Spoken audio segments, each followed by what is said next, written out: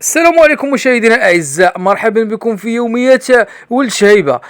كما كتشوفوا هذه هي مغاره المهربين اللي كتواجد بمنطقه تماره وبالضبط الهرهوره، وكذلك غيرها من المغارات اللي كتواجد يعني في الهرهوره، كمغاره المناصره والهرهوره، وكذلك دار السلطان اللي كتواجد يعني في مدينه الرباط.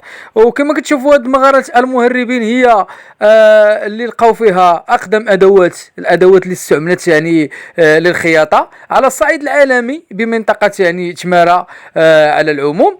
وكذلك تم الكشف على أصداف مثقوبة وأفران، وهذا الانسان كان يعني كيستعمل النار، يعني كيدل على انه كان كيستعمل النار وكيهزم يعني بعض الظواهر الطبيعيه. كذلك يعني تم العثور على ادوات العظام، يعني كالابر للخياطه، يعني خياطه الجلد. كيتبين بان هذا الانسان يعني متطور منذ 120 ألف سنة إلى يومنا هذا.